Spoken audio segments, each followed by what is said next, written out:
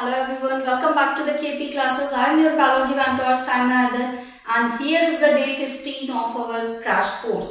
जी हाँ, हम आपके लिए लेकर आए 15 डेज का क्रैश कोर्स जिसमें हम बायोलॉजी का एंटायर सिलेबस आपको कंप्लीट करवा रहे हैं और इस 15 डेज को हमने इस तरीके से डिस्ट्रीब्यूट किया है जिसमें sexual reproduction in flowering plant, human reproduction, reproductive health, principle of inheritance and variation, molecular basis of inheritance, evolution, human health and disease, microbes in human welfare, biotechnology principle and process and its application, organism and population, it all has done. सारा कुछ हो चुका है. अगर आपने अभी तक lecture नहीं देखा तो प्लेलिस्ट में आप जाकर के उसको देख सकते हैं.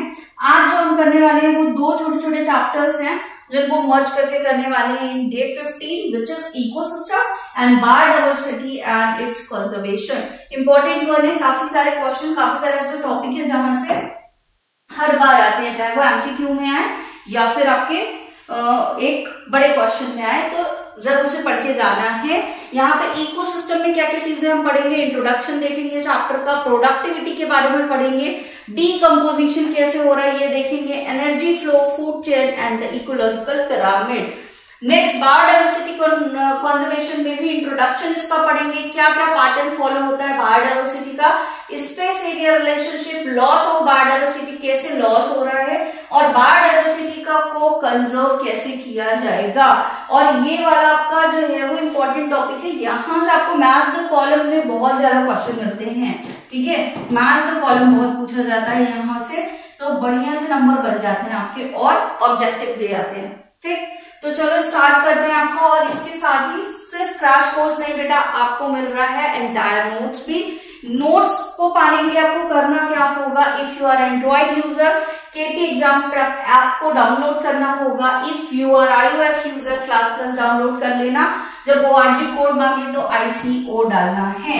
उसके बाद क्रेडेंशियल लॉगिन करोगे. इस तरीके से एक होम पेज आएगा जिसमें 3 डॉट पे क्लिक करने के बाद एक साइड पैनल ओपन होगा जहां आप जाओगे, फ्री मटेरियल पे क्लिक करोगे और इस फ्री मटेरियल पे क्लिक करने के बाद आपको क्या मिलेगा, यहाँ डॉक्यूमेंट में क्लिक करोगे तो मिल जाएंगे आपको नोट्स. सारे सब्जेक्ट के नोट्स मिल रहे हैं. साथ ही आपको अगर प्रिपरेशन करनी है, प्रैक्टिस करनी है, तो आपको मॉक टेस्ट भी यहाँ पे टेस्ट वाले ऑप्शन में जाकर के मिल जाएगा.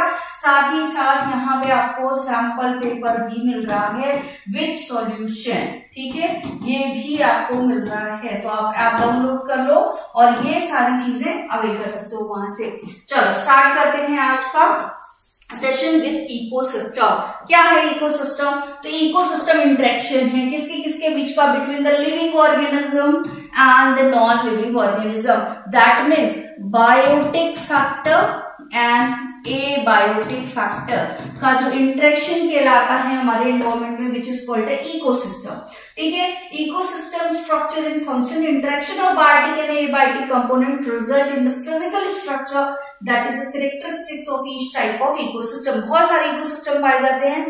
दैट मीन्स दो आपका इंटरेक्शन है यहाँ पे जिसमें एबायोटिक भी इंटरेक्ट कर रहा है और बायोटिक भी. एक बहुत कॉमन एग्जाम्पल अगर मैं बोलूं तो पॉन्ड देख लो. ठीक है, उस पॉन्ड में वाटर है, क्या है, एबायोटिक है. ठीक है, पेबल्स हैं, एबायोटिक है. वहां पे कुछ फिशेस भी हैं. ठीक है, छोटे छोटे से प्लांट्स भी होंगे, वो सारे क्या है आपके बायोटिक है. क्या ये आपस में इंटरेक्ट करके अपने लाइफ साइकिल को कंप्लीट कर रहे हैं? बिल्कुल कर रहे हैं. तो ये क्या हो गया आपका, एक इकोसिस्टम हो गया. तो बहुत सारे टाइप ऑफ इकोसिस्टम पाए जाते हैं. Identification in the description of plant and animal species of an ecosystem give its species composition. अगर हम इसको अच्छे से देखें कि क्या प्लांट है, क्या स्पीशीज है, किस तरीके का इकोसिस्टम है, तो वहां की स्पीशीज कंपोजिशन पता चलती है. फिर एक वर्ड आता है आपका जिसको हम बोलते हैं स्ट्रैटिफिकेशन. ठीक है, यहाँ देखो एक वर्ड दिया है स्ट्रैटिफिकेशन. क्या है स्ट्रैटिफिकेशन? तुम एक फॉरेस्ट में गए.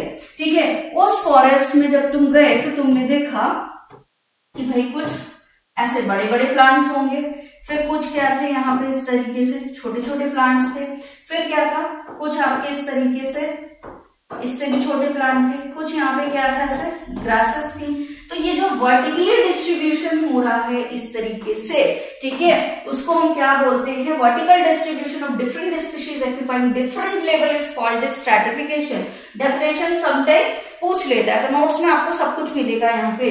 The components of the ecosystem are seen to function as a unit. आपके 4 तरीके के कंपोनेंट होते हैं। पहला कौन सा पढ़ेंगे हम, प्रोडक्टिविटी, दूसरा डीकम्पोजिशन, तीसरा एनर्जी फ्लो और चौथा है आपका न्यूट्रिएंट साइकिल। और न्यूट्रिएंट साइकिल जो है वो क्या है, आपके सिलेबस से इसको डिलीट कर दिया गया है, तो न्यूट्रिएंट साइकिल नहीं पढ़ना है। बाकी प्रोडक्टिविटी, डीकम्पोजिशन और एनर्जी फ्लो को बहुत अच्छे से पढ़ना है, ठीक है। चलो देखते हैं यहाँ से क्वेश्चंस भी आते हैं आपके। Description of pond as an ecosystem, pond की बात कर रहे हैं यहाँ पे। The abiotic components include the dissolved organic and the organic substances and the rich soil deposit at the bottom of the pond. The solar input cycle of temperature, क्या क्या चीजें यहाँ पे, सोलर इनपुट, ठीक है। साइकिल ऑफ टेम्परेचर, कितना temperature है यहाँ पे, डे लेंथ क्या है, regulate as the rate function of the entire pond. भाई यही सारी चीजें तो क्या करवा रही होंगी, फोटोसिंथेसिस करवा रही होंगी, प्राइमरी प्रोड्यूसर बनवा रही होंगी। The producer which is autotrophic, photosynthesis कर रहे हैं, इंक्लूड्स फाइटोप्लैंक्टन, सम एल्गी, क्या क्या चीजें हैं, फाइटोप्लैंक्टन है, algae and the floating submerged and the marginal plants found in the edge of the plant, edge of the plants pond में पाए जाते हैं। फिर इनको खाने वाले कुछ होंगे जो इनके ऊपर फीड करते होंगे, कंज्यूमर्स कहलाते हैं। आर रिप्रेजेंटेड बाय, कौन कौन से कंज्यूमर है, जूप्लैंक्टन है, free swimming and the bottom dwelling animals पाए जाते हैं, कुछ ऊपर की सरफेस पे स्विम कर रहे हैं, कुछ बॉटम में पाए जा रहे हैं। द डीकम्पोजर्स, अब ये हमेशा तो नहीं रहेंगे ना, प्लांट भी एक टाइम के बाद क्या होगा, डिक्लाइन हो जाएगा, जो एनिमल्स है वो भी उनकी डेथ होगी। तो अगर वो क्या हो जाए, वहीं एक्यूमुलेट होते रह जाएंगे तो पूरा का पूरा पॉन्ड कैसा हो जाएगा आपका, पॉल्यूटेड हो जाएगा। तो उसको हटाने के लिए एक प्रोसेस होती है जिसको डीकम्पोजिशन बोलते हैं। तो यहाँ पे क्या पाए जा रहा है, आपके कुछ डीकम्पोजर्स भी पाए जा रहे हैं। Are the fungi bacteria especially abundant at the bottom of the pond, bottom में पाए जाते हैं, क्योंकि अगर डेड कोई भी ऑर्गेनिज्म होगा कहाँ सेटल डाउन हो जाएगा, बॉटम में। तो बॉटम में यहाँ पे फंगी बैक्टीरिया भी हैं। अब बेसिक इवेंट्स की बात करें तो पहली चीज क्या है, conversion of inorganic into organic material, ठीक है। सबसे पहले तो जो आपके नेचर में इनऑर्गेनिक है उसको किस में चेंज करना है, ऑर्गेनिक मटेरियल में, तभी तो फूड मिलेगा, जिसको हम बोलते हैं फोटोसिंथेसिस। कौन करवा रहा है ये, it is done by the producers, ठीक है।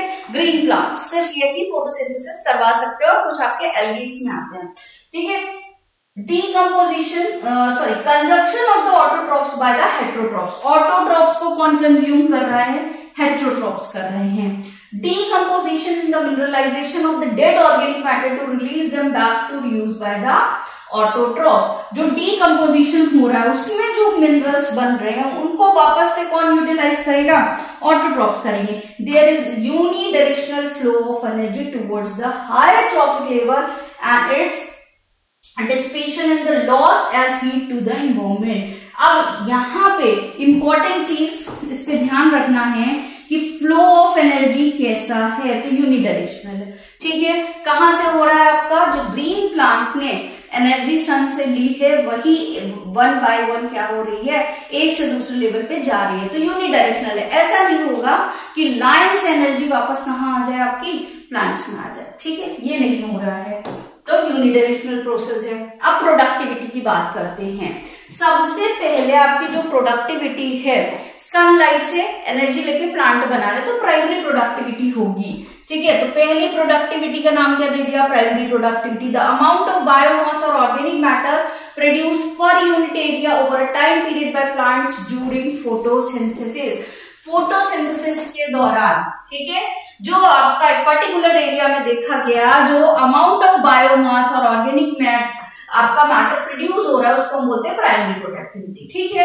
कैसे एक्सप्रेस करोगे, कितनी प्रोडक्टिविटी हुई है, प्राइमरी प्रोडक्टिविटी को वेट, ठीक है, या फिर एनर्जी के फॉर्म में आप कर सकते हो। The rate of biomass production is called the productivity. क्या है प्रोडक्टिविटी की definition, the rate of biomass production. तो जो सबसे पहले फोटोसिंथेसिस से बायोमास प्रोड्यूस हुआ उसको हमने क्या बोल दिया, प्राइमरी प्रोडक्टिविटी। लेकिन इस प्राइमरी प्रोडक्टिविटी में भी आप दो चीजें पढ़ते हो, एक होता है आपका जीपीपी, ठीक है, which is gross primary productivity, ठीक।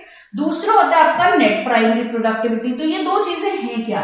अब ग्रॉस प्राइमरी प्रोडक्टिविटी वो है जो सनलाइट से प्लांट ने ऑब्टेन किया, फूड बनाया, वो ग्रॉस प्राइमरी प्रोडक्टिविटी है, ठीक है। टोटल जितना फोटोसिंथेसिस किया, क्या वो सारा का सारा वो अपने पास बचा के रखेगा, नहीं।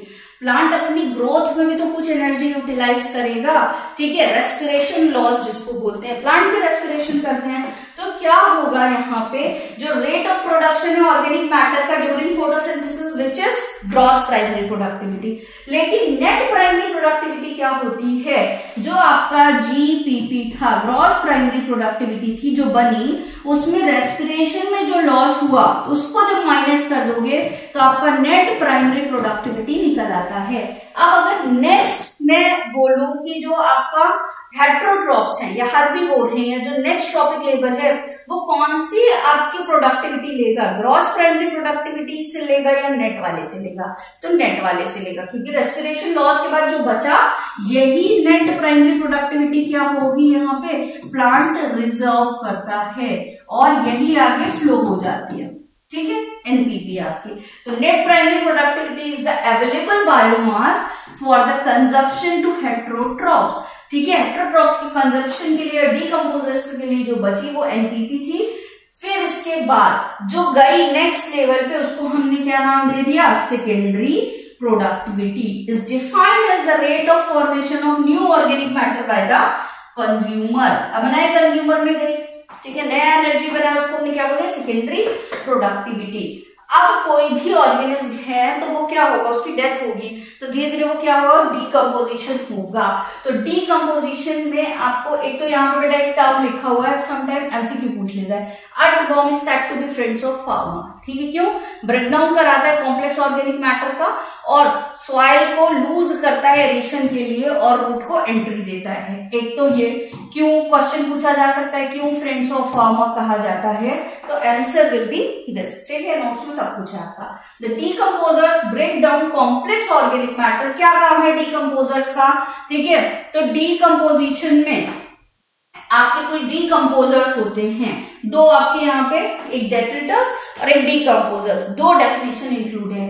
The decomposers break down the complex organic matter into inorganic substance like carbon dioxide, water and nutrients called the decomposition। तो decomposers हैं जो क्या कर रहे हैं, तोड़ रहे हैं कॉम्प्लेक्स ऑर्गेनिक मैटर को वापस से इनऑर्गेनिक सब्सटेंस में, like carbon dioxide, water, nutrients, ठीक है। Process is called the decomposition।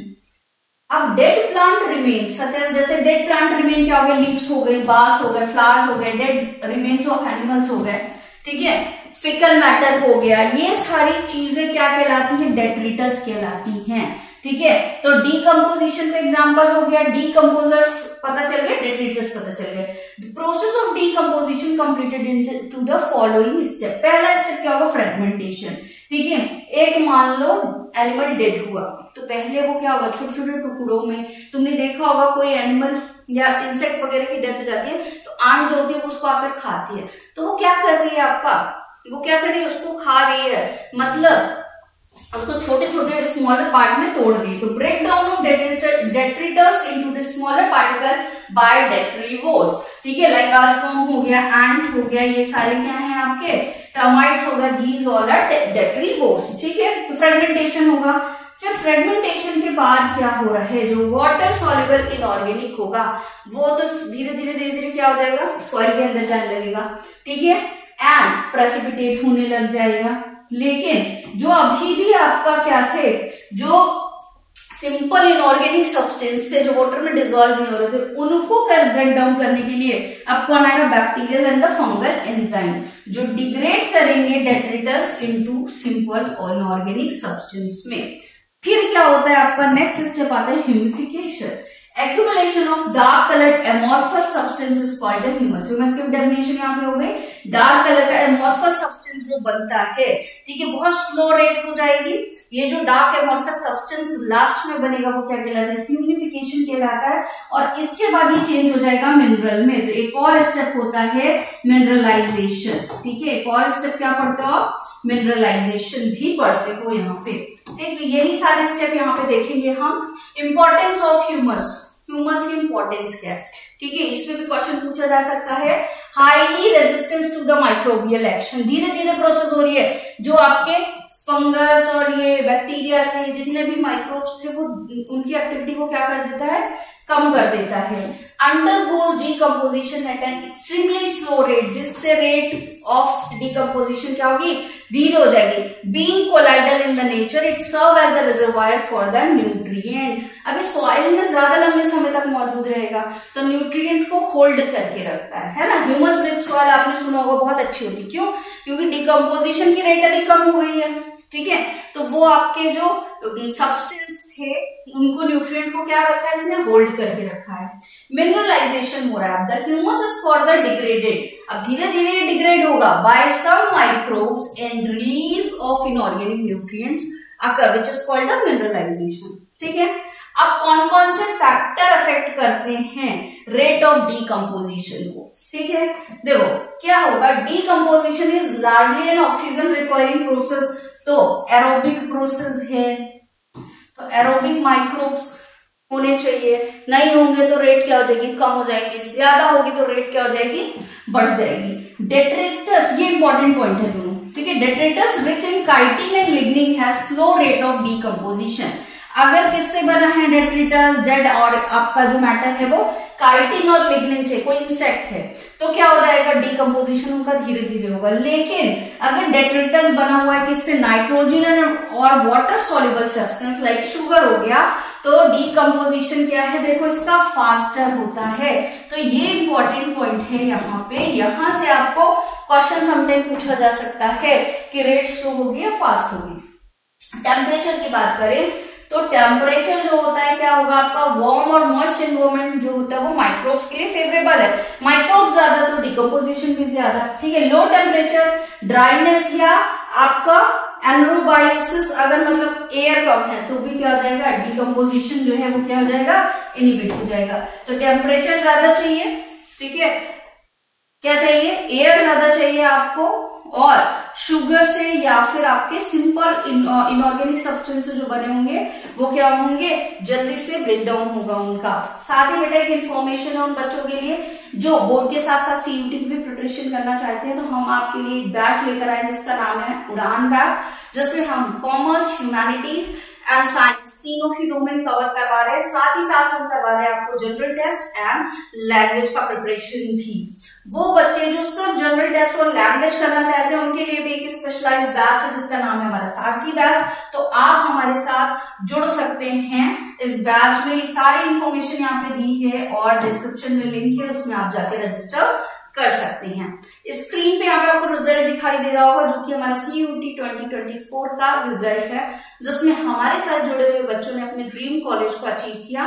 तो आप भी हमारे साथ जुड़ करके अपनी तैयारी को और भी ज्यादा इम्पैक्टफुल बना सकते हैं, अपने ड्रीम कॉलेज को पा सकते हैं। तो आप अभी डिस्क्रिप्शन में जाकर के रजिस्ट्रेशन हमारे साथ करवा सकते हैं, ठीक है।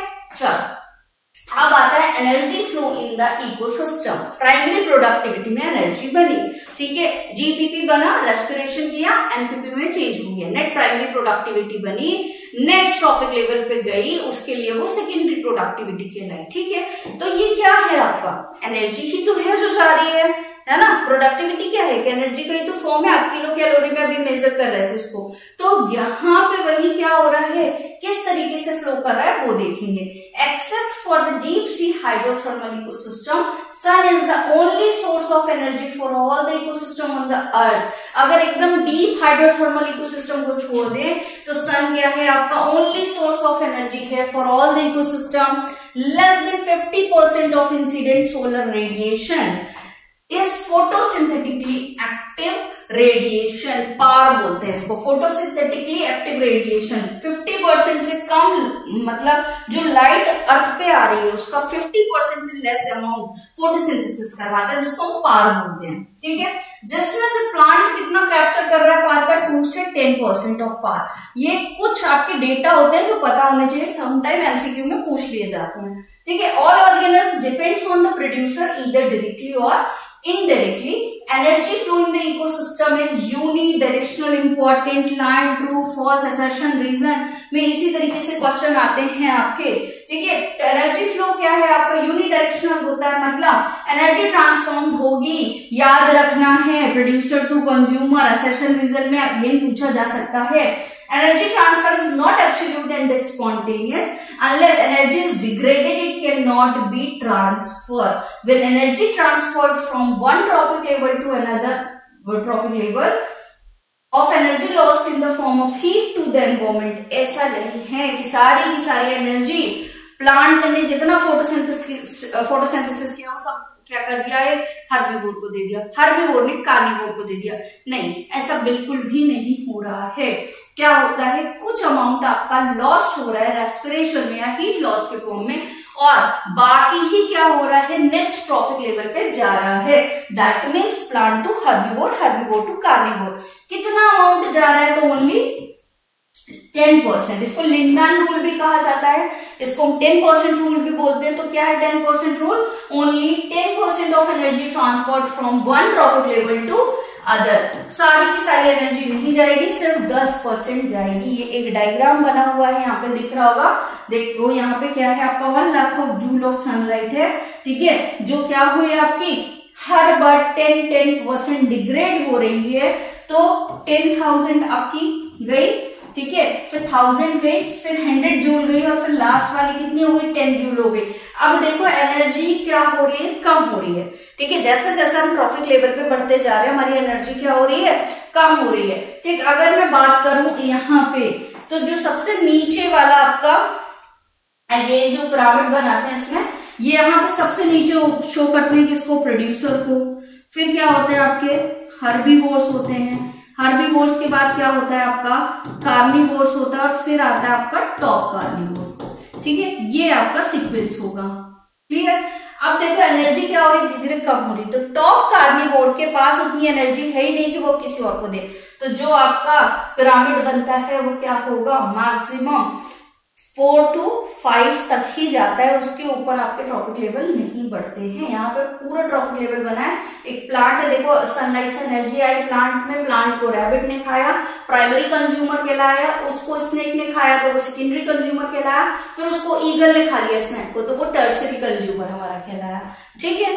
ये पूरा सिस्टम आपका एनर्जी फ्लो का चलता है, ठीक। अब ये जो एनर्जी फ्लो का सिस्टम चल रहा है, यहाँ एक चेन बन रही है, producer, herbivore, carnivore, top carnivore, इसी को हम बोलते हैं फूड चेन, ठीक है। जो सिस्टम चल रहा है फीडिंग हैबिट का, which is called a food chain, grazing food chain. पहली फूड चेन कौन सी है हमारी, grazing food chain. It extends from producer through the herbivore to the carnivore. कैसे चलती है, प्रोड्यूसर्स आएंगे, हर्बीवोर आएंगे, फिर कार्निवोर आएंगे, फिर हमारी होती है भाई जो मर गए हैं, क्या उनकी फूड चेन चलेगी, बिल्कुल चलेगी, डेट्रिटस फूड चेन चलेगी। कहां से स्टार्ट हो रही है, डेड ऑर्गेनिक मैटर से, ठीक है। एक एनिमल मर गया था, वहां से ये क्या कर रहा है आपका, शुरू कर रहा है, ठीक है, डेट्रिटस से स्टार्ट हो रहा है and passes through the detritus feeding organism, soil to organism feeding on the detritus feeder, ठीक है। इन एक्वेटिक इकोसिस्टम, ये इंपॉर्टेंट आपके कुछ पॉइंट्स है, याद रहने चाहिए। एक्वेटिक इकोसिस्टम में कौन सी वाली होती है आपकी, जो मेजर कंडक्ट देखा जाता है एनर्जी फ्लो का, वो GFC, that means grazing food chain है। जबकि टेरेस्ट्रियल इकोसिस्टम में जो लार्जर होता है आपका, वो डेट्रिटस फूड चेन होता है, डीएफसी, ठीक है। GFC and DFC, different food chains are naturally interconnected. अब अलग अलग फूड चेन आपस में क्या कर रही है, इंटरकनेक्टेड हो रही है। Specific herbivore of one food chain may serve as the food of carnivore of the other food chain. Such interconnected matrix of food chain is called a food web. ये जो food chain का connection होता है, ठीक है, कि एक food chain इस तरीके से जा रही थी सपोज, ठीक है, यहीं से क्या हो गया, एक और फूड चेन लिंक हो गई, ठीक, यहीं से क्या हो गया, एक और ये वाले से कनेक्टेड हो गई इस तरीके से। तो ये जो कनेक्शंस बनता है इसी को हम क्या बोलते हैं, फूड वेब बोलते हैं। अब आता है ट्रॉफिक लेवल। अगला डेफिनेशन क्या है हमारा, trophic level, a group of organism irrespective of their size having same source of energy or similar food habit constitute a trophic level, ठीक है। ट्रॉफिक लेवल क्या है आपका, ग्रुप ऑफ ऑर्गेनिज्म है, ठीक है, क्या है आपकी साइज से इरिस्पेक्टिव देखा जाए इनका सेम सोर्स ऑफ एनर्जी होगा, मतलब सेम सोर्स से एनर्जी लेना, उनको ट्रॉफिक लेवल बोलते हैं। फिर एक टर्म आता है आपका standing crop. Each trophic level has a certain mass of living material, ठीक है। हर ट्रॉफिक लेवल में certain mass of living material होता है एट पर्टिकुलर टाइम पे, जिसको हम क्या बोलते हैं, हमारा स्टैंडिंग क्रॉप। तो बायोमास है at present time is called a standing crop. The standing crop is measured as the mass of living organism. ठीक है, बायोमास की बात हो रही है, और the number in the unit area, एक यूनिट एरिया में कितने नंबर ऑफ स्पीशीज हैं, कितना बायोमास है उस स्पीशीज का, which is called a standing crop. The number of trophic level in the food chain is restricted by 10% flow of energy. यही जो मैं बात बोल रही थी कि आपका ट्रॉफिक लेवल 4 to 5 के ऊपर नहीं जाएगा. क्यों? Because it is restricted by the 10% of flow of energy, less amount of energy available to the last trophic level. यहां से आपका एक 2 मार्क्स का क्वेश्चन जनरेट हो सकता है. ठीक है, कि भाई क्यों आपके 2 से 5 to 4 to 5 he trophic level होते हैं, उससे हाई क्यों नहीं होते. तो 10% रूल उसको रेस्ट्रिक्ट कर रहा है. ठीक है, ये देखो यहाँ पे ट्रॉफिक लेवल दिया हुआ है इस डायग्राम में. ये प्राइमरी प्रोड्यूसर्स हैं, फिर प्राइमरी कंज्यूमर को खाने वाले सेकेंडरी कंज्यूमर, फिर टर्शरी कंज्यूमर और फिर क्वाटरनरी, मतलब टॉप कार्निवोर आते हैं इसमें. कौन आते हैं इसमें? Top carnivore. प्राइमरी में आपके प्लांट्स आ रहे हैं, प्रोड्यूसर. इस तरीके से ये फूड चेन जा रही है. ठीक है, इन्होंने इस तरीके से बनाया, लेकिन फूड चेन जो आपका पिरामिड शो होता है वो क्या होता है, नीचे से ऊपर की तरफ. ठीक, तो ग्रास लैंड था. अब ग्रास लैंड वाले में देखो कैसे जा रहा है. ग्रासेस थी, ग्रासेस को खाया ग्रास ऊपर ने, उसको खाया रैट ने, फिर स्नैक ने, फिर उसको खाया हॉक ने. पॉन्ड में अगर देखा जाए तो एल्गी के ऊपर मॉस्किटो लार्वा फीड कर रहे थे, उसके ऊपर ड्रैगन फ्लाई लार्वा थे, फिर फिश और फिर रैकून. ठीक है, ओशन में जाए तो फाइटोप्लैंक्टन, फिर जू प्लैंक्टन, फिर स्मॉल फिशेस, फिर लार्ज फिशेस होंगी, फिर व्हाइट शार्क आ गई आपकी. ठीक, फिर डेट्रीवोर्स में देखो डेड लीव्स थी, किसने खाया, यहाँ पे गुड लॉस ने खाया, और उसको किसने खा लिया, ब्लैक बर्ड ने खा लिया. तो इस तरीके से क्या चल रहा है हमारा, एक पूरा पिरामिड चल रहा है. इकोलॉजिकल पिरामिड क्या है? इकोलॉजिकल पिरामिड की बात करें तो इकोलॉजिकल पिरामिड है क्या हमारा, यहाँ पे the base of the pyramid is broad. Base कैसा होगा पिरामिड का? ब्रॉड होगा. And it's narrow down at the apex, और ऊपर की साइड कैसा होगा आपका, पतला होगा. The similar shape is obtained when food और energy relationship between organism at different trophic level. The relationship can be expressed in the term of numbers, energy और biomass. हम इस पिरामिड को 3 काइंड में शो कर सकते हैं. कैसे कैसे? या तो नंबर, ये पिरामिड कैसा हो सकता है, नंबर ऑफ पिरामिड. पहला कैसा हो सकता है आपका, नंबर ऑफ पिरामिड, पहला टाइप है. ठीक, दूसरा क्या टाइप है यहाँ पे, दूसरा हो सकता है पिरामिड ऑफ एनर्जी पढ़ सकते हैं, फिर बायोमास. ठीक, तो 3 चीजों को ग्राफिकल फॉर्म में शो कर सकते हैं, और graphical representation is called pyramid. पिछली क्लास में मैंने बताया था. ठीक, the base of the pyramid represented by producer. Base कौन है आपका, प्रोड्यूसर, और अपेक्स जो है वो टॉप कंज्यूमर है. ठीक है, ये याद रखना है. Other trophic levels are in the between. In most ecosystem, all the pyramids of number of energy and biomass are upright.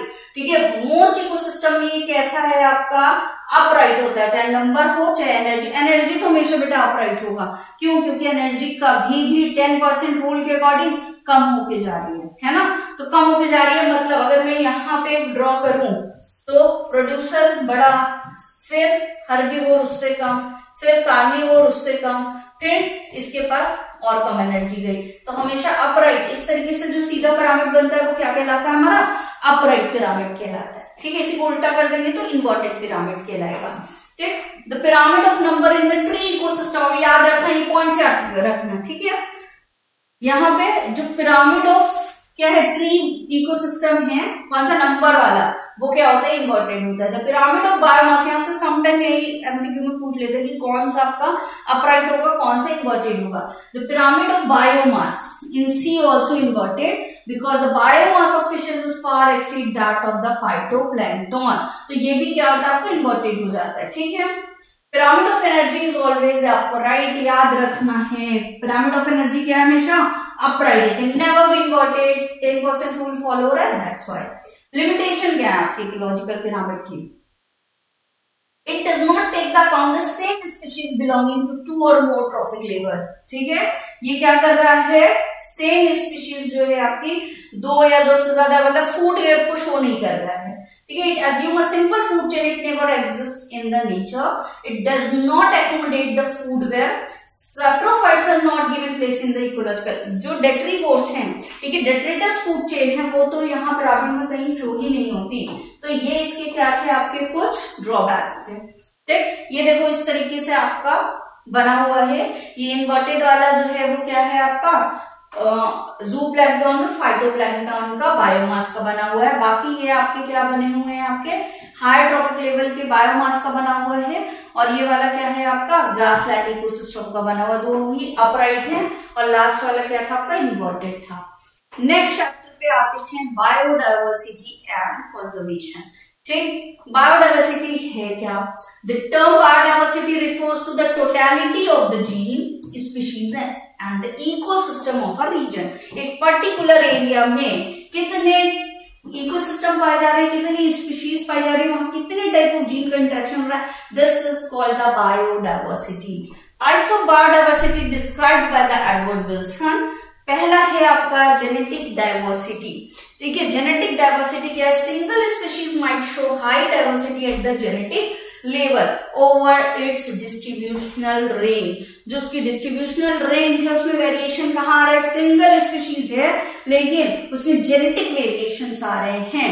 Medicinal plant rauwolfia vomitoria of Himalayan range produces active chemical reserpine shows genetic variation. यहाँ पे क्या देखा गया है, जो आपका chemical obtain हो रहा है उसमें क्या देखा गया, आपके कुछ जेनेटिक वेरिएशन उस स्पीशीज में देखे गए। India has more than 50,000 different strain of rice. तो सब राइस स्पीशीज राइस की है, लेकिन वहां सब स्पीशीज क्यों पाई जा रही है इतनी सारी, इतने डिफरेंट वेराइटी ऑफ राइस क्यों पाई जा रहे हैं? क्योंकि जेनेटिकल कंपोजिशन आर चेंज। इसको जेनेटिकल बायोडाइवर्सिटी बोलेंगे आप। 1000 वेराइटीज ऑफ मैंगोज, मैंगोज भी देखा होगा आपने, 1000 ऑफ वेराइटीज आती है, हर जगह की स्पेसिफिक वेराइटी आपको मिलती है। ठीक है, क्यों? क्योंकि जेनेटिक वेरिएशन है। फिर आता है स्पीशीज डाइवर्सिटी। स्पीशीज डाइवर्सिटी क्या है आपका? Different species of a single animal like the frog. Frog की बहुत सारी डिफरेंट स्पीशीज मिलेगी, तो स्पीशीज की डाइवर्सिटी हो गई। इकोलॉजिकल डाइवर्सिटी, कहाँ डाइवर्सिटी हो रही है आपकी? इकोसिस्टम लेवल में, लाइक डेजर्ट है, रेन फॉरेस्ट है, मैंग्रोव्स है, कोरल रीफ्स हैं, ठीक है, वेटलैंड है, एस्टुरीज हैं, ये सारे क्या है आपका इकोलॉजिकल डाइवर्सिटी में। मतलब बहुत सारे इकोसिस्टम एक पर्टिकुलर एरिया में पाए जा रहे हैं। How many species are there on the earth and how many in India, these are basically some data जो आपके कहाँ पाए जा रहे हैं, एनसीईआरटी की बुक में पाए जा रहे हैं। तो सम टाइम क्वेश्चन पूछा जा सकता है, पता होना चाहिए। अकॉर्डिंग टू IUCN 2004 में 1.5 million of plants and animals are in our biosphere. Robert May places global species diversity at about 7 million. Robert May ने कितना बताया? ग्लोबल स्पीशीज डाइवर्सिटी कितनी? 7 मिलियन है। More than 70% of the species recorded are animals, जिनमें से 70% क्या है आपकी एनिमल की स्पीशीज है। All plant constitute about 22%। कितनी स्पीशीज है? 22। Among animal insect constitute 70%। Animal में भी किसका ज्यादा परसेंटेज है आपका? इंसेक्ट्स का। India has only 2.4% of the world and the area share of global species diversity is impressive 8.1%। अगर इंडिया में देखा जाए आपका तो वर्ल्ड लैंड एरिया में कितना है इसके पास? एरिया 2.4% है, लेकिन स्पीशीज डाइवर्सिटी उसमें से कितने परसेंट का शेयर कर रहा है? 8.1। ठीक है, तो लैंड एरिया जितना है उससे ज्यादा परसेंटेज तो वो स्पीशीज डाइवर्सिटी का कर रहा है। India is considered one of the mega diversity countries of the world. सबसे ज्यादा हाई डाइवर्सिटी वाला एरिया माना जाता है। ठीक, देखो यहाँ पे ये एनसीईआरटी का अगेंस्ट से डायग्राम है। वर्टिब्रेट्स इन प्लांट्स का एक पाई चार्ट दिया हुआ है, जिसमें क्या बताया गया आपका किसमें इनवर्टिब्रेट्स में किसका अमाउंट कितना है। ठीक है, देखो इंसेक्ट सबसे ज्यादा पाए जा रहे हैं 70%, अभी देखा हमने। फिर मोलस्कस आते हैं, फिर क्रस्टेशियंस आते हैं, फिर अदर एनिमल्स ग्रुप आते हैं। फिशेस की बात करें, आपके वर्टिब्रेट्स की बात करें तो फिशेस हैं, मैमल्स हैं, तो सबसे ज्यादा फिशेस है। ठीक, फिर बर्ड्स आते हैं, फिर आपका मैमल्स और रेप्टाइल्स लगभग देखो सेम है दोनों, और फिर क्या होते हैं आपके एम्फीबियंस आते हैं। ऐसे ही आपका प्लांट्स में देखोगे तो सबसे ज्यादा जो पोर्शन है वो लगभग फंगी और एंजियोस्पर्म का बराबर है। फिर सेकेंड है आपका किसका? एल्गी का।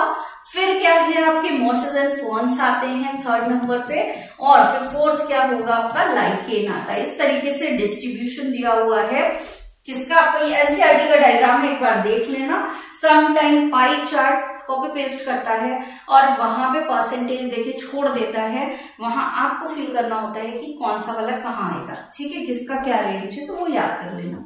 Pattern of biodiversity, latitudinal gradient, ठीक है। अब देखो क्या हो रहा है, पैटर्न ऑफ बायोडायवर्सिटी का मतलब क्या है, क्या फैक्टर है, क्या वजह है कि कहीं पे बायोडायवर्सिटी ज्यादा है, कहीं पे बायोडायवर्सिटी कम है, ऐसा क्यों हो रहा है। Species diversity decreases as we move away from the equator towards the pole, ठीक है, ये अर्थ है, ये वाला इक्वेटर वाला रीजन है, ठीक, ये वाला क्या है आपका, ये इक्वेटर वाला रीजन होगा, ठीक है। सनलाइट की अगर बात करें तो सनलाइट सबसे ज्यादा कहाँ आएगी, यहाँ आएगी। पोल्स की तरफ जाते जाते सनलाइट क्या हो जाती है आपकी, कम हो जाती है।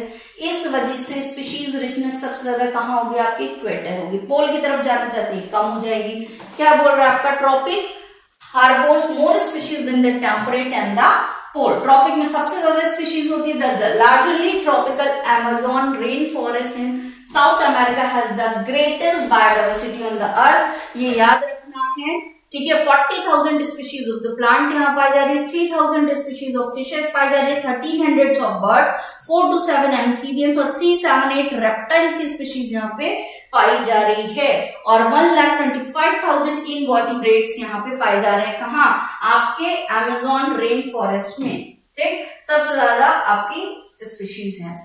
तो why tropical rain forest have more diversity, ठीक है, यहां से भी आपका क्वेश्चन बन रहा है तो क्यों है। पहली बात तो unlike temperate region subjected to frequently glaciation in the past, tropical latitudes have remained relatively undistributed for million of years and thus had a long evolutionary time for species diversification। एक ही जैसा क्लाइमेट बना हुआ है जो क्या करता है, evolution जो है यहाँ पर डाइवर्सिफिकेशन को क्या कर रहा है, long evolutionary time period show कर रहा है। Tropical environments unlike temperate ones are less seasonal, कैसे होते हैं ये आपके, लेस सीजनल होते हैं, मोर कांस्टेंट होते हैं, प्रेडिक्टेबल होते हैं, नीश स्पेशलाइजेशन को प्रमोट करते हैं और ग्रेटर स्पीशीज डाइवर्सिटी इसलिए शो करते हैं। There is more solar energy available in the tropics which contribute to the higher productivity. Rainfall भी ज्यादा है, टेम्परेचर भी ज्यादा है, तो रेट ऑफ फोटोसिंथेसिस क्या होगी, ज्यादा होगी, तो प्रोड्यूसर ज्यादा, तो कंज्यूमर भी अपने आप क्या हो जाएंगे, ज्यादा हो जाएंगे। फिर नेक्स्ट टॉपिक है आपका species area relationship. Alexander von Humboldt ने बताया कि within a region species richness, अगर एक रीजन की बात करें स्पीशीज रिचनेस की तो वो धीरे धीरे बढ़ती रहेगी विद इंक्रीजिंग एक्सप्लोर्ड एरिया। अगर आप एरिया बढ़ा रहे हो तो स्पीशीज रिचनेस भी क्या करेगी, बढ़ेगी, पर only up to a limit, एक लिमिट तक ही बढ़ेगी। The relationship between species richness and area for wide variety of texture turns out to be rectangular hyperbola। कैसा कर्व बनाएगा आपका, रेक्टेंगुलर हाइपरबोला कर्व बनाएगा। याद रखना, समटाइम ऐसे क्वेश्चन सीधे एमसीक्यू में या फिर ऐसे शब्द में आते हैं। On a logarithmic scale the relationship is the straight line described by the equation। यहाँ पे देखो ये इस तरीके से स्पीशीज एरिया रिलेशनशिप बन रहा था, लेकिन एक टाइम तक ही बढ़ा, फिर क्या हो गया आपका, रुक गया। तो ये जो है ये एक आपको इस तरीके से क्या मिल रही है, एक स्केल मिल रही है जहां पे आप क्या देखते हो, log s is equal to log c plus z log a, ये इसका फॉर्मूला है, ये याद रखना है।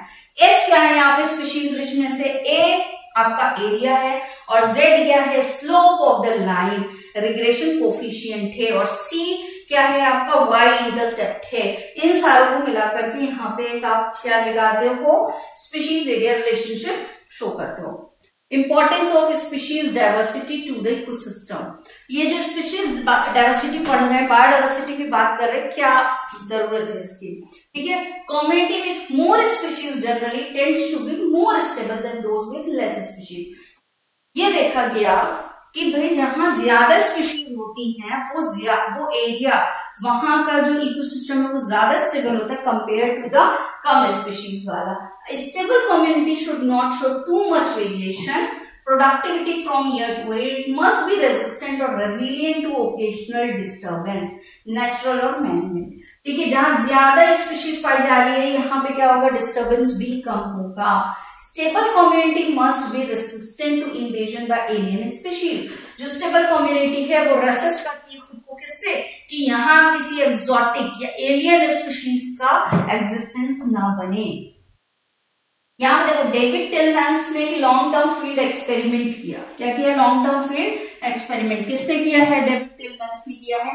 Plots with more species showed less year two year variation in biomass. क्या देखा कि जहां मोर स्पीशीज आ गई है वहां वेरिएशन हर साल पे उन्होंने स्टडी की. ज्यादा स्पीशीज है तो वेरिएशंस क्या है, कम है. ठीक है, increase diversity contributed to the higher productivity. जितनी ज्यादा स्पीशीज रिचनेस होगी वहां की प्रोडक्टिविटी भी क्या होगी, उतनी ज्यादा होगी. ठीक है, तो आपका biodiversity is one of great parameter for the balanced ecosystem. साथ ही बेटा हम आपके लिए लेकर आए हैं सीयूटी एंड बोर्ड्स के लिए कुछ स्टडी मटेरियल भी, जो सारे के सारे सब्जेक्ट में आपको अवेलेबल है. यहाँ पे आप देख सकते हैं mathematics, biology, chemistry, general test, physics, language test आपका जो इंग्लिश का है, सारा कुछ यहाँ पे अवेलेबल है. आपको हार्ड कॉपी सॉफ्ट कॉपी दोनों मिल जाएगा. डिस्क्रिप्शन में डिटेल है, तो आप अगर ऑर्डर करना चाहते हैं तो आप ऑर्डर कर सकते हैं. नेक्स्ट है आपका लॉस ऑफ बायोडाइवर्सिटी. ठीक है, अब लॉस कैसे हो रहा है, ये बायोडाइवर्सिटी भाई कम हो रही है तो इकोसिस्टम भी लेस स्टेबल हो जाएगा. तो क्या कारण है इसका, तो IUCN ने एक रेड लिस्ट दी 2004 में. The extinction of 784 species. क्या मेंशन किया इन्होंने, 784 स्पीशीज जो है वो एक्सटिंक्ट हो गई है.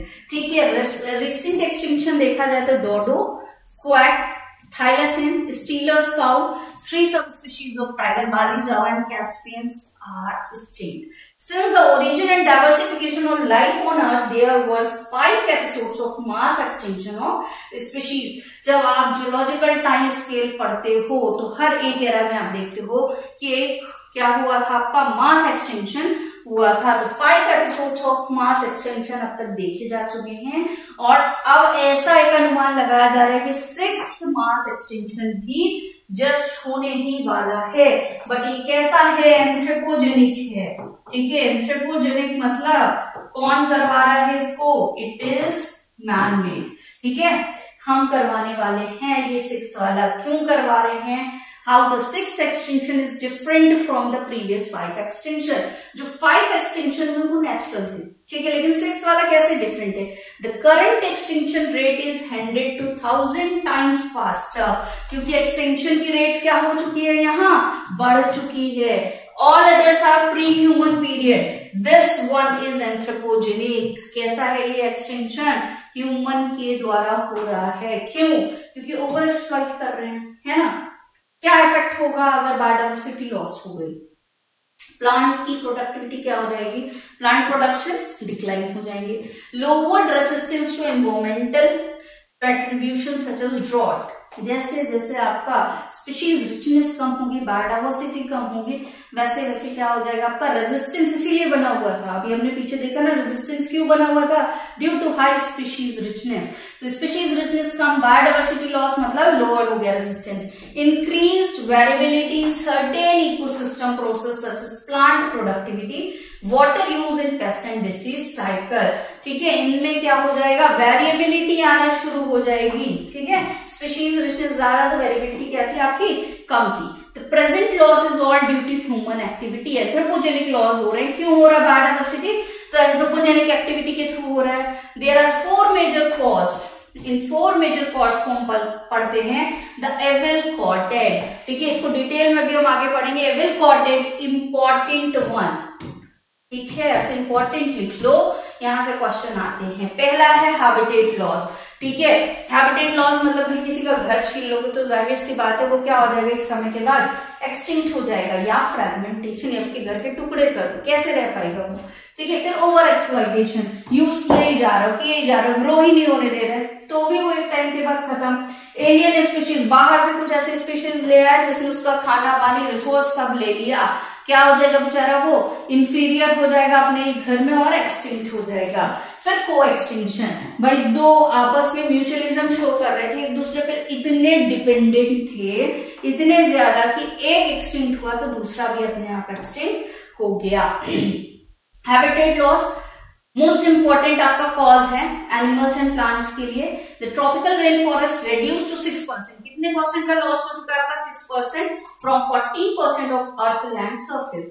The Amazonian rainforest is called as the lungs of the planet। ये भी याद रखना, lung of the planet कौन है आपका?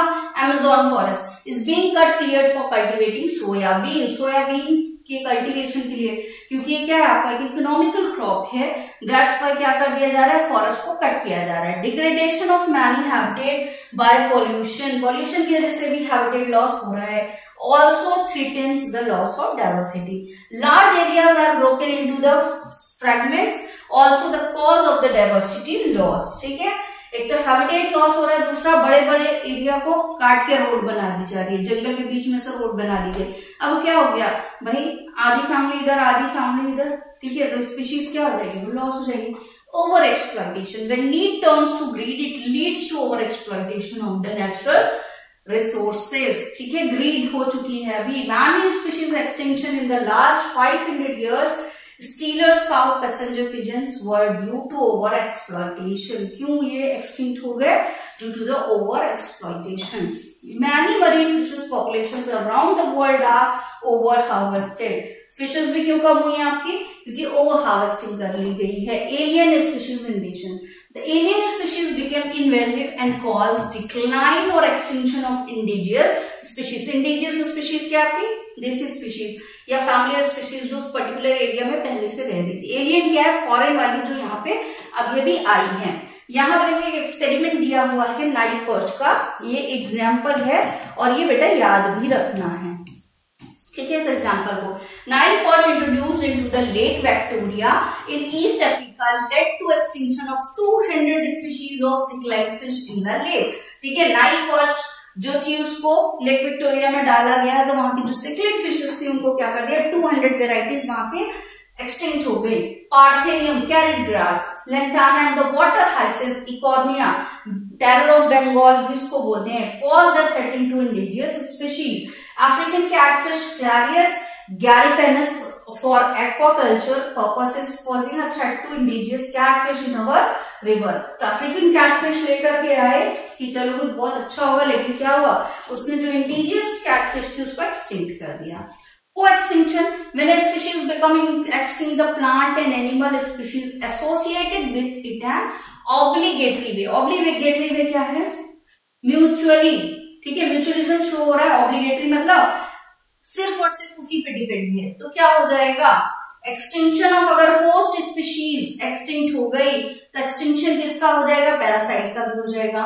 को-इवॉल्व plant pollinator mutualism where extinction of many will invariably lead to the extinction of the other।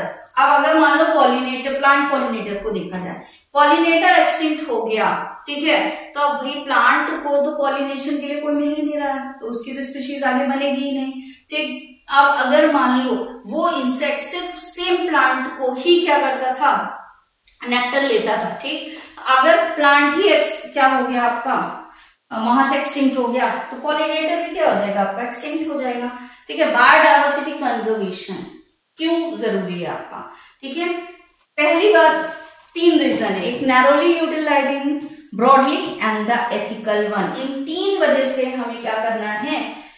Biodiversity को conserve करना है। ठीक है, नैरो वाला क्या है आपका? Human derive countless direct economic benefit from the nature. बहुत सारे आपके इकोनॉमिक बेनिफिट्स हमें नेचर से मिलते हैं। लाइक पहला तो हमारा क्या हो गया? फूड हो गया, ठीक है, सीरियल पल्सेस फ्रूट्स, फायरवुड हो गई, फाइबर हो गया, कंस्ट्रक्शन मटेरियल हो गई, ये सारा हम क्या कर रहे हैं? कहां से ले रहे हैं? नैरो यूटिलाइजिंग में आता है। इंडस्ट्रियल प्रोडक्ट आपके हो गए, ठीक है, प्रोडक्ट ऑफ मेडिसिनल इंपॉर्टेंस हो गया, bioprospecting, exploring molecular genetics and the species level diversity for products of economic importance. Different genetic जो आपकी क्या है? डाइवर्सिटी वाली स्पीशीज हम ढूंढ रहे हैं, इसलिए इकोनॉमिक इंपॉर्टेंट के लिए। फिर ब्रॉडली यूटिलिटेरियन आता है आपका, दैट मीन्स ऑक्सीजन तो भैया सबको चाहिए, ठीक है, कुछ दिन आप बिना खाना खाए भी रह लोगे, ठीक है, आप एक कम पैसों पे भी रह लोगे, बट ऑक्सीजन तो हर सेकेंड आपको चाहिए।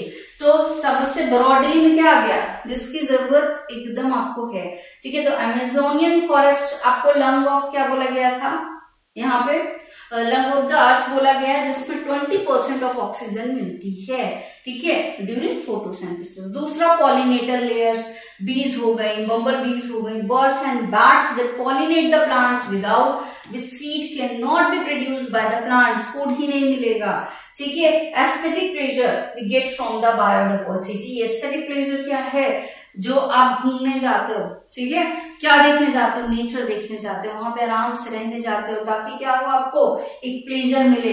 तो वो भी अगर बायोडाइवर्सिटी लॉस हो गया तो फिर क्या ही देखने जाओगे, है ना। How to conserve the biodiversity, कैसे कंजर्व करोगे, तो इन सिटू कंजर्वेशन।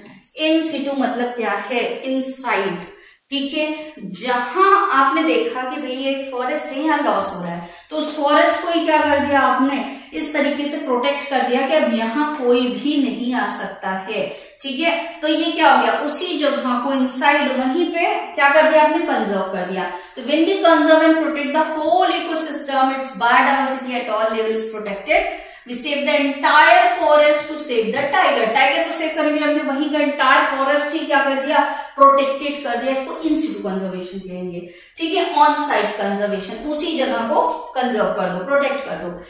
इसमें पहला आपका क्या दिया हुआ, बायोडाइवर्सिटी हॉटस्पॉट, वो रीजन, यहां से आपकी डेफिनेशन अगेन बन रही है, with very high level of species richness and high degree of endemism, ठीक है। जहां स्पीशीज रिचनेस, आपका बहुत सारा एरिया है, लेकिन आप देखोगे कुछ एक ऐसे एरिया है जहाँ पे स्पीशीज रिचनेस सबसे ज्यादा, उसको हम बोलते हैं बायोडाइवर्सिटी हॉटस्पॉट, ठीक है। अब वो स्पीशीज, एंडेमिज्म क्या होता है, वो स्पीशीज जो उस पर्टिकुलर रीजन में पाई जाती है, कहीं और नहीं पाई जाती, ऐसे एरिया को हॉटस्पॉट बोलते हैं, ठीक है। अब ये क्या करता है आपका, hotspot in biodiversity is also region of accelerated habitat loss. ये ऐसे रीजन है जहां पे हैबिटेट लॉस सबसे ज्यादा देखा जा रहा है। Out of 34 hotspot in the world, 3 hotspot located in India. 34 में से 3 कहां पाए जा रहे हैं आपके इंडिया में, कौन कौन से, एक तो वेस्टर्न घाट्स, ठीक है, इंडो गोबन एंड द हिमालय, ये 3 आपके इंडिया में पाए जा रहे हैं, ठीक है। Other protected area under the in situ conservation are, कौन कौन से और हैं आपके, 14 बायोस्फीयर रिजर्व बनाए गए, 90 नेशनल पार्क्स बनाए गए, 448 वाइल्ड लाइफ सेंचुरीज बनाई गई है। ये डेटा याद रखना है, ठीक है। सेकंड ग्रुप्स क्या होता है आपका बेटा, धार्मिक एरियाज जो होते हैं, कोई प्लांट है, ठीक है, या फिर कोई एरिया है, कोई रिवर है, उसको क्या कर देना, कंजर्व करना, इस क्या कहलाता है आपका, सेक्रेड ग्रुप कहलाता है। एक्स सिटू, एक्स वर्ड जहां पे भी आ जाए, एक्स मीन्स होता है एग्जिट, ठीक है, जब नहीं है तो क्या कर रहे हैं, एग्जिट करवा रहे हैं, ठीक। देखा कि लाइन जो है वो क्या हो रहा है, आपका एक्सटिंक्ट हो रहा है, ठीक है। तो क्या किया, वहां से लाइन को लिया गया और जूम में ला करके क्या कर दिया गया, प्रोटेक्ट कर दिया गया। तो उस जगह पे प्रोटेक्ट, एक तरीका क्या था, लाइन के लिए आपने क्या किया, पूरे फॉरेस्ट को ही प्रोटेक्टेड कर दिया, तो इन सिटू है। लेकिन आप उस लाइन को लेकर के आए और जूम में रख दिया, वो क्या है आपका, जूलॉजिकल पार्क में रख दिया, तो वो क्या है आपका, एक्स सिटू है। Threatened animals and plants are taken out from their natural habitat. Natural habitat से आप निकाल के लेकर आए और कहाँ रख दिया, स्पेशली कहीं पे प्रोटेक्टेड एरिया बनाया, वहां रख दिया, एंड गिवन स्पेशल केयर, और उसको स्पेशल केयर देने लगे, विच is called the ex situ conservation. Zoological park हो गए, बॉटनिकल गार्डन्स हो गए, वाइल्ड लाइफ सफारीज हो गए, conservation of gamete by cryo preservation, ठीक है। सीड्स वगैरह को भी आप क्या करते हो, क्रायो प्रिजर्व करते हो। क्रायो प्रिजर्वेशन क्या है आपका, -196 डिग्री सेल्सियस पे, किसमें करते हो, लिक्विड नाइट्रोजन में, ठीक है। The term is known as cryo preservation, ठीक। Genetic strains are preserve in the seed bank. Seed bank बना दिए गए जहां पे क्या करते हैं हम, जेनेटिक स्ट्रेन्स मतलब अलग अलग वैरायटी की सीड्स को प्रिजर्व कर रहे हैं, clear. Convention on the biodiversity, अब इसको बचाने के लिए, क्योंकि it is a very major issue, कि बायोडाइवर्सिटी को लॉस हो रहा है, दैट मीन्स एक टाइम ऐसा आएगा मास एक्सटिंक्शन हो जाएगा, ठीक है, पूरी अर्थ का विनाश हो जाएगा। तो इतना जो टेक्नोलॉजी हम हाई तक लेकर आए हैं वो तो कुछ फिर यूज ही नहीं कर पाएंगे, ठीक है। तो उसको रोकने के लिए क्या बनाया गया आपके the earth summit held in the Rio de Janeiro in the 1992 called upon all nations, हर एक नेशन को बुलाया गया, एक मीटिंग की गई to take appropriate measures for conservation of biodiversity and sustainable utilization of the benefit. एक sustainable development किया गया जिससे कि क्या हो जाए, डेवलपमेंट भी हो और इकोसिस्टम को, बायोडाइवर्सिटी को हार्म भी न पहुंचे। World summit on the sustainable development held in 2002 in the Johannesburg, South Africa, 190 countries, कितनी कंट्रीज शामिल हुई है इसमें, 190 countries pledged their commitment to achieve by 2010 a significant reduction in the current rate of biodiversity loss of global, regional and the local level, ठीक है, कि भाई 2010 तक हम क्या करेंगे, एक सिग्निफिकेंट रिडक्शन शो करेंगे किसमें, जो हमारा करंट बायोडाइवर्सिटी लॉस चल रहा है, चाहे वो ग्लोबल हो, चाहे वो आपका लोकल हो, चाहे वो आपका क्या हो, रीजनल एरिया हो। यहाँ पे हम क्या देखेंगे कि बायोडाइवर्सिटी लॉस कम किया जाए, ठीक है, शो हो बायोडाइवर्सिटी लॉस, ठीक। तो biodiversity is very very important thing. यहाँ से क्वेश्चन आते हैं आपका एक्सिटू इंसिटू कंजर्वेशन से, कौन सा एनिमल एक्सटिंक्ट हो चुका है, ठीक है, रेड लिस्ट में कौन से वाले हैं। तो ये सबका मैथ द कॉलम में, एमसीक्यूज में काफी सारे ऐसे स्टेटमेंट हैं जो आपका सेशन रीजन में आते हैं। तो नोट्स इज सफिशिएंट, आप अपना कर लोगे, सारी चीजें आपकी कवर हो जाएंगी। So that's all for the today, thank you so much. KP classes dedicated to excellence.